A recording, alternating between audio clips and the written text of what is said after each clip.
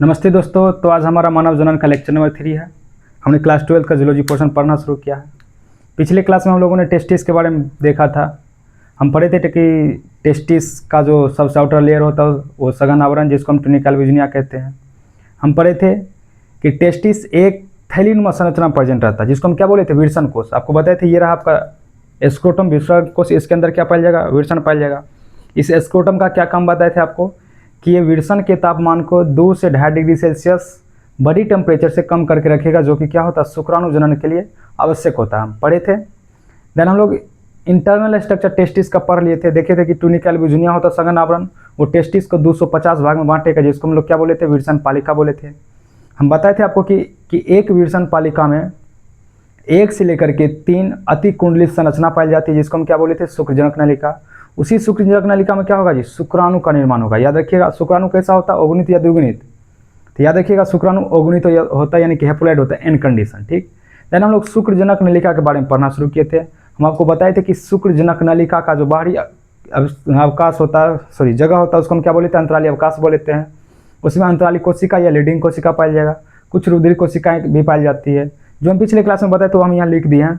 आगे हम बताए थे कि आपको कि शुक्रजनक नलिका के अंदर 2 प्रकार का कोशिका होगा, एक नर जर्म कोशिका और एक सट्टोली कोशिका। नर जर्म कोशिका का क्या काम होता है, नर जर्म कोशिका का काम होता है ये अर्धसूत्री विभाजन के फलस्वरूप शुक्राणु का निर्माण करेगा, और सट्टोली कोशिका क्या करेगा, पोषण प्रदान करेगा। यहाँ तक हम पढ़ लिए थे। उम्मीद करते हैं आप लोग लेक्चर अटेंड किए होंगे। आइए जो हम पिछले क्लास में पढ़े थे देख लेते हैं, लिख दिए यहाँ पर। आइए देखिए क्या लिखे हैं कि प्रत्येक शुक्रजनक नलिका में 2 प्रकार की कोशिकाएं पाई जाती है। कौन कौन सा, एक नर जर्म कोशिकाएं और दूसरा कौन है, सट्टोली कोशिकाएं। नरजर्म कोशिका क्या करेगी, नरजर्म कोशिका अर्धसूत्री विभाजन के फलस्वरूप क्या करेगा जी, शुक्राणु का निर्माण करेगा। और सट्टोली कोशिका का क्या काम होता है, सट्टोली कोशिका जर्म कोशिका को पोषण प्रदान करेगा। याद रखिएगा, आपसे पूछा जाएगा, बताइए सट्टोली कोशिका का क्या काम होता है। सट्टोली कोशिका को हम नर्व सेल भी कहते हैं। तो सट्टोली कोशिका का काम क्या होता है, ये जो जर्म कोशिकाएं हैं शुक्राणु उनको पोषण प्रदान करेगा। आगे हम लिखे हैं कि शुक्रजनक नलिका, ये हम पिछले क्लास में पढ़ लिए थे। शुक्रजनक नलिका के बाहरी क्षेत्र को हम लोग क्या कहते हैं, अंतराली अवकाश कहते हैं। इस अंतराली अवकाश में रुधिर के छोटी छोटी वाहिकाएं पाई जाती है, और क्या पाई जाएगा, लीडिंग सेल पाई जाएगा। देखिए लिख दिए यहाँ कि इसमें छोटी छोटी रुधिर वाहिकाएं और अंतराली कोशिका या लीडिंग कोशिका भी पाया जाता है। लीडिंग कोशिका का क्या काम होता है, तो याद रखिएगा, लीडिंग कोशिका नर हार्मोन यानी कि एंड्रोजन नामक हार्मोन का संश्लेषण करेगा। याद रखिएगा। आइए फिर से देख लीजिएगा, हम लोग शुक्रजनक नलिका के बारे में पढ़ रहे हैं। हम बोल रहे हैं कि शुक्रजनक नलिका में 2 प्रकार की कोशिकाएं पाई जाएगी, एक होता है नर जर्म सेल, एक होता है सट्टोली सेल। नर जर्म सेल कोशिका का क्या काम होता है, ये अर्धसूत्री विभाजन के फलस्वरूप शुक्राणु का निर्माण करेगा। इसके बाद हम पढ़ेंगे कि शुक्राणु कैसे बनता है, शुक्राणु जनन की प्रक्रिया पढ़ेंगे कि शुक्राणु जनन क्या होता है। देन हम देखेंगे क्या क्या उसका स्टेप होता है।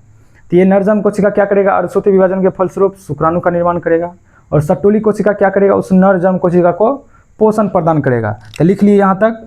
अब इसके बाद हम लोग पढ़ना शुरू करेंगे सहायक ग्रंथि के बारे में। आपको हम बताए थे 3 तरह का सहायक ग्रंथि होता है। आइए इसको लिख लीजिए, आगे पढ़ते हैं।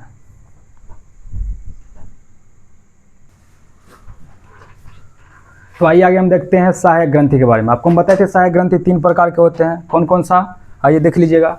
शुक्राशय, जिसको इंग्लिश में लोग क्या कहते हैं, सेमिनल वेसिकल्स, पुरस्थ ग्रंथि, प्रोस्टेट ग्लैंड, देन क्या है, बल्वेट्रल ग्रंथि, कॉपर्स ग्रंथि जिसको कहते हैं। ठीक।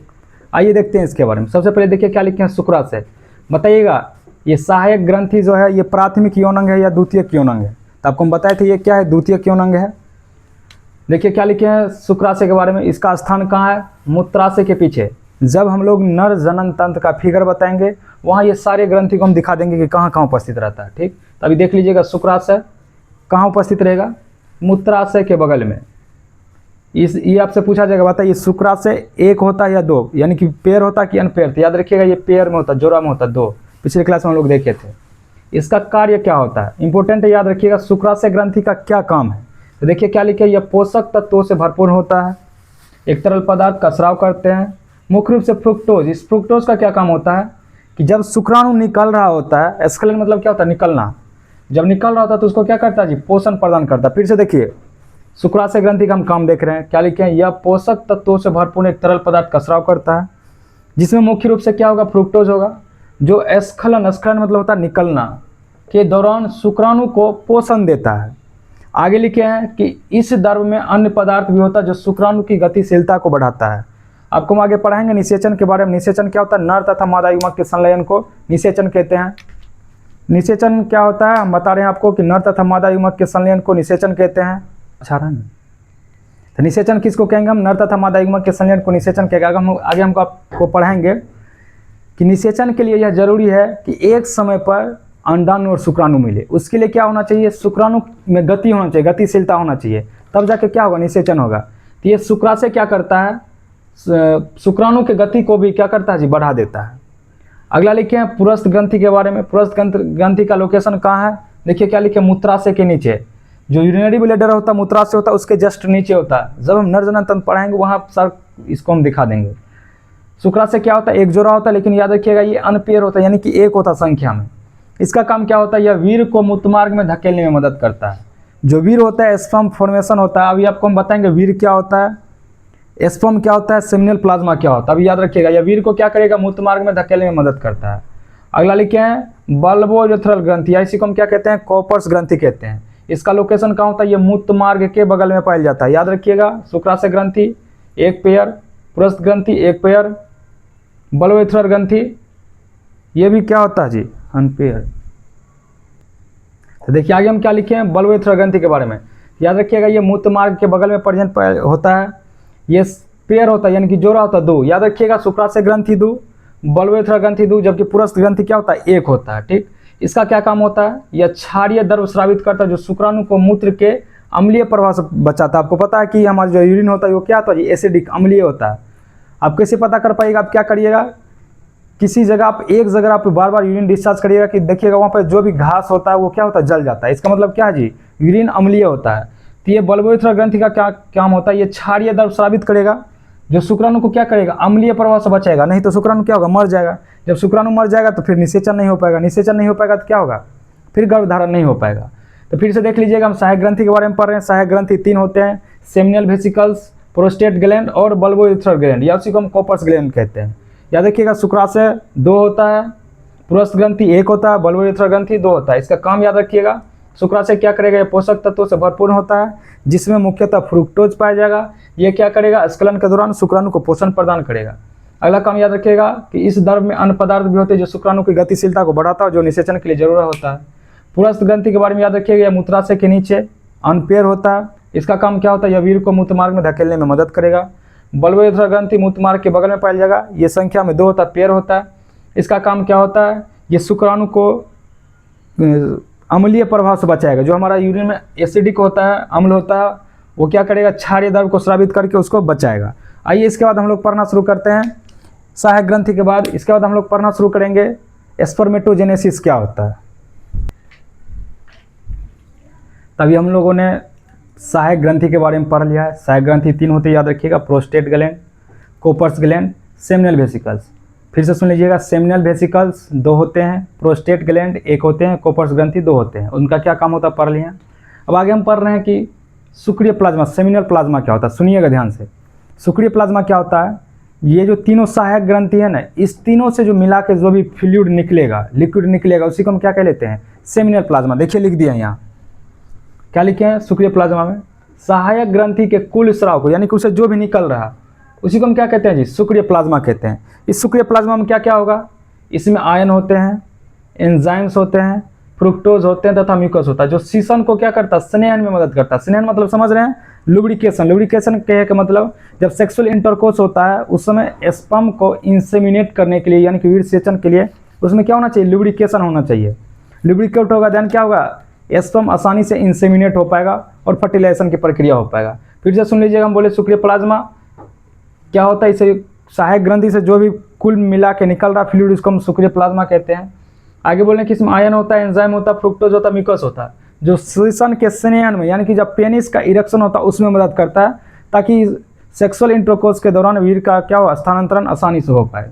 आगे हम बोलें कि यह एक माध्यम है क्या जी, शुक्रिय प्लाज्मा, जिसमें शुक्राणु उपस्थित होता है। देखिए वीर्य और शुक्राणु अलग अलग चीज़ है। वीर्य किसको कहेंगे, सीमेन। जब ये शुक्रिय प्लाज्मा होगा, यानी कि सहायक ग्रंथि का कुल स्राव, उसमें क्या होगा, शुक्राणु, तब उसको हम क्या कहेंगे, वीर्य। तो वीर्य और स्पर्म में अंतर है। अगर आप सिर्फ स्पर्म बोल रहे हैं तो वो अलग चीज़ है, अगर आप वीर्य बोल रहे हैं तो उसमें शुक्रिय प्लाज्मा भी होना चाहिए और शुक्राणु भी होना चाहिए, उसको हम क्या कह लेते हैं, वीर्य कह लेते हैं। तो देखिए वीर क्या होता है, शुक्रिय प्लाज्मा प्लस शुक्राणु को हम क्या कहते हैं, वीर। नीचे देखिए एक टर्म लिखे हैं क्रिप्टोकोडिज्म, अवरुद्ध अंडकोश। ये क्या होता है, क्रिप्टोकोडिज्म एक मेडिकल कंडीशन है जिसमें क्या होता है, जो हमारा टेस्टिस होता है वो इस विरसन कोश में नहीं आ पाता, उसी को हम क्या कहते हैं जी, क्रिप्टोकोडिज्म। देखिए क्या लिखे हैं, यह एक स्थिति है जिसमें एक या दोनों विरसन कोश में अपने उचित स्थान पर नहीं आ पाता, उसी को हम क्या कहते हैं, क्रिप्टोकोडिज्म। फिर से सुन लीजिएगा, क्रिप्टोकोडिज्म क्या होता है। हम बोल रहे हैं कि आपका विरसन कोश, हम पढ़ लें विरसन कोश के बारे में, इसी में क्या होता है जी, हमारा विरसन प्रेजेंट रहता है। हम बोल रहे हैं कि अगर विरसन इस टेस्टिस में, सॉरी विरसन कोश में, अगर ये विरसन कोश में नहीं आ पाता तो उसको हम क्या कहते हैं, क्रिप्टोकोडिज्म कहते हैं, एक मेडिकल कंडीशन है, ठीक। फिर बाद में क्या करते हैं, ऑपरेशन करके इसको सही करते हैं। इसके बाद हम लोग पढ़ना शुरू करें स्पर्म पाथवे। स्पर्म पाथवे मतलब सिंपल समझ रहे, कहाँ बना था, कैसे निकला था, याद करिए हम पढ़ना शुरू किए थे। शुक्राणु कहाँ बनेगा जी, शुक्रजनक नलिका में बनेगा। शुक्रजनक नलिका के बाद आगे कहाँ जाएगा, रेटेटेस्टिस, यानी कि शुक्रजनक सॉरी विरसन जालिका में जाएगा। देन शुक्रवाहिका में, अधिविरसन में, शुक्रवाहक में, वीर्यस्खलन नलिका, मूत्रमार्ग और मूत्राशय मुख से बाहर निकल जाएगा। फिर से सुनिएगा, हम बोल रहे हैं आपको स्पर्म पाथवे, याद रखिएगा, पूछा गया नीट में ही पूछा गया सवाल है। स्पर्म पाथवे मतलब कैसे स्पर्म बना, कहाँ बना और कैसे आगे निकल गया। बोले शुक्रजनक नलिका, हम पढ़ लिए शुक्रजनक नलिका क्या होता है, इसमें कौन कौन से सेल होते हैं। शुक्रजनक नलिका में स्पर्म बन गया, स्पर्म बनने के बाद आगे कहाँ जाएगा, विरसन जालिका में। देन कहाँ जाएगा, शुक्रवाहिका में। देन अधिविरसन में। देन कहाँ जाएगा, शुक्रवाहक में। ये नजर आ रहा है वास्ट डिफरेंस, आपको हम याद करिए बताए थे, पुरुष नसबंदी क्या होता है, वेसेक्टोमी। इसमें हम क्या करते हैं, इसी शुक्रवाहक को काट के बांध देंगे। आपको ये पाथवे नजर आ रहा है, ये शुक्रवाहक है, शुक्रवाहक से आगे कहाँ जाएगा, वीर्यस्खलन नलिका में, मूत्रमार्ग और मूत्राशय मुख से बाहर आउट, ठीक। तो हम बोले कि इसको हम काट के बांध रहे हैं। अगर आप भास्ट डिफरेंस को ही काट के बांध दीजिएगा तो आगे स्पर्म नहीं निकलेगा। जब आगे स्पर्म नहीं निकलेगा तो फिर आगे चल के फर्टिलाइजेशन की प्रक्रिया नहीं हो पाएगा। देन क्या होगा जी, आप पिता नहीं बन सकते हैं। तो याद रखिएगा, जब भी हम किसी का वेसेक्टोमी कर देते हैं, अगर किसी का पुरुष नसबंदी हो गया तो उसमें हार्मोन भी बनेगा, शुक्राणु भी बनेगा, सेमिनल प्लाज्मा भी बनेगा, सब कुछ बनेगा, आपका सिस्टम टनाटन रहेगा। सिर्फ आपका क्या होगा जी, शुक्रवाहक को काट के बांध दिया तो आगे चल शुक्राणु नहीं आगे बढ़ पाएगा, तो जिसके कारण आप क्या होगा, पिता नहीं बन पाइएगा। तो गलती से क्या हो सकता है, वेसेक्टोमी किसी का हो भी सकता है। अभी बिहार में एक न्यूज आया था, आप देखे होंगे कि आदमी गया था हिरनिया का ऑपरेशन कराने और उसका क्या कर दिया, यही कर दिया था, पुरुष नसबंदी, वेसेक्टोमी काट के बांध दिया था। तो आपको ख्याल रखना है इसके बारे में, फिर आगे चल के आप पिताजी नहीं बन पाइएगा। तो हम क्या करते हैं, इसी वेसेक्टोमी को, भास्ट डिफरेंस को काट के बांध देते हैं। नीचे देखिए हम लिख भी लिए हैं, पुरुष नसबंदी क्या होता है, वेसेक्टोमी। यह एक सल प्रक्रिया, सल प्रक्रिया मतलब क्या, चीर फाड़े वाला प्रक्रिया है, जिसमें हम शुक्रवाहक को काट कर बांध देते हैं। इसमें हम क्या करते हैं, अंडकोश में एक हल्का सा चीरा लगाते हैं और क्या करते हैं, इस शुक्रवाहिका को यानी कि भास्ट डिफरेंस को काट के क्या करते हैं, बांध देते हैं। फिर से सुनिए, आज हम क्या क्या पढ़ लिए हैं। आज हम लोग पढ़ना शुरू किए हैं, टेस्टिस के बारे में पढ़ लिए थे, सेमिनिफेरस ट्यूब्यूल के बारे में पढ़ लिए थे। हम उसमें देख लिए थे कि दो तरह का कोशिका होता है, नरजर्म कोशिका होता है, सटोली कोशिका। नरजर्म कोशिका अर्धसूत्री विभाजन के फलस्वरूप शुक्राणु बनेगा, सटोली कोशिका उसको पोषण प्रदान करेगा। आगे हम बोले कि शुक्रजनक नलिका के बाहर खाली स्थान होता है जिसको मंत्रालय अवकाश कहते हैं, जिसमें लीडिंग कोशिकाएं पाई जाएगी जो एंड्रोजन नामक हार्मोन संश्लेषित करेगा, एंड कुछ रुधिरवाहिकाएं पाई जाती है। आगे हम पढ़ना शुरू कर रहे हैं सहायक ग्रंथि के बारे में। सहायक ग्रंथि 3 होते हैं, seminal vesicles, prostate gland, Cowper's gland. Seminal vesicles 2 होते हैं, प्रोस्टेट ग्लैंड 1 होते हैं और कोपर्स ग्रंथि ये 2 होते हैं, याद रखिएगा। आगे हम पढ़ें शुक्रिय प्लाज्मा क्या होता है। इस सहायक ग्रंथि से जो भी कुछ निकल रहा है उसी को हम क्या कहते हैं, शुक्रिय प्लाज्मा कह लेते हैं। शुक्रिय प्लाज्मा में क्या क्या पाया जाएगा, एंजाइम आयन पाया जाएगा, एंजाइम फ्रुक्टोज म्यूकोस। ये क्या करेगा, आपके पेनिस में लुब्रिकेशन यानी कि सेन में मदद कर लेगा। ये एक माध्यम है जिसमें शुक्राणु उपस्थित होता है। वीर्य क्या होता है, सीमेन, शुक्रिय प्लाज्मा प्लस शुक्राणु। शुक्रिय प्लाज्मा कहाँ से आएगा, जो आपका सहायक ग्रंथि उससे निकलेगा, और शुक्राणु जो हमारे सेमिनिफेरस ट्यूब्यूल में बना, शुक्रजनक नलिका में बना था। एक कंडीशन लिखे हैं, क्रिप्टोकोडिज्म मेडिकल कंडीशन है, जिसमें आपका जो टेस्टिस है ये क्या होगा जी, जो आपका विरसन है ये विरसन कोश में नहीं आ पाएगा, यानी कि स्क्रोटम में नहीं आ पाएगा, उसको हम क्या कहते हैं, क्रिप्टोकोडिज्म कहते हैं। अब हम पढ़ रहे हैं स्पर्म पाथवे। स्पर्म पाथवे आप बिल्कुल आसान है याद रखना। एक सबसे पहले हम जानेंगे शुक्राणु का बनता था, याद रखिएगा शुक्रजनक नलिका में। आगे कहाँ जाएगा, विरसन जालिका में जाएगा। देन शुक्रवाहिका, अधिविरसन, शुक्रवाहक, वीर्यस्खलन नलिका, मूत्रमार्ग और मूत्राशय से मुख से क्या होगा, बाहर निकल जाएगा जहाँ भी आप निकलना चाह रहे हैं। उसको देखिए क्या लिखे, पुरुष नसबंदी। पुरुष नसबंदी हम क्या करेंगे, इस भास्ट डिफरेंस को, आइए देखिए, अभी हम इस भास्ट डिफरेंस को काट के बांध दिए। इधर तो सारा प्रक्रिया हो रहा है, विरसन भी, शुक्राणु भी बन रहा है, हार्मोन भी बन रहा है, शुक्रिय प्लाज्मा भी बन रहा है, लेकिन देखिए शुक्राणु इससे आगे नहीं जा पाएगा क्योंकि हम भास्ट डिफरेंस को क्या किए हैं, काट के बांध दिए हैं। तो पुरुष नसबंदी क्या होता है, वेसेक्टोमी एक सल प्रक्रिया जिसमें हम शुक्रवाहक को काट कर बांध देते हैं। यहाँ तक आप लोग समझ गए हैं, उम्मीद करते हैं, लिख लीजिएगा।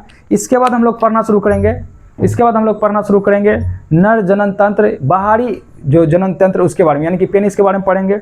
हम पढ़ेंगे शुक्राणु जनन क्या होता है, शुक्राणु जनन में हार्मोनल कंट्रोल, हार्मोन का क्या रोल है ये हम पढ़ेंगे। देन हम लोग पढ़ेंगे शुक्राणु का संरचना। यहाँ तक क्या होगा, हमारा मेल रिप्रोडक्टिव सिस्टम खत्म हो जाएगा। आप क्या करिएगा, यहाँ तक लेक्चर देख लीजिएगा। जब हम मेल रिप्रोडक्टिव सिस्टम को खत्म कर रहे होंगे, आपको नोट्स बनाने के बाद आप एनसीईआरटी जाके पढ़िएगा। जब आप एनसीईआरटी पढ़िएगा, आप देखिएगा आपके एनसीईआरटी का एक भी लाइन नहीं छूट रहा। बस आपको लेक्चर अटेंड करना है, हमारे साथ जुड़े रहना। मैं आपको क्लास 12 का पूरा सिलेबस पढ़ाऊंगा। अभी मैं जूलॉजी पोर्शन स्टार्ट किया हूँ, जूलॉजी पोर्शन खत्म होने के बाद हम लोग बॉटनी स्टार्ट करेंगे। तो आप लोग जुड़े रहिएगा। अभी दीपावली आने वाला है, आप लोग दीपावली एंजॉय कीजिए। पढ़ाई प्राइमरी होना चाहिए, ये सब क्या सेकेंडरी, जीवन में आते जाते रहेंगे। लेकिन अगर आप पढ़ रहे हैं, जो आप गेन कर रहे हैं, वही मायने रखता है। तो आप लोग पढ़ते रहिएगा, मनाते रहिए, दिवाली का तैयारी करते रहिए। मिलते हैं नेक्स्ट लेक्चर में, तब तक के लिए धन्यवाद। क्या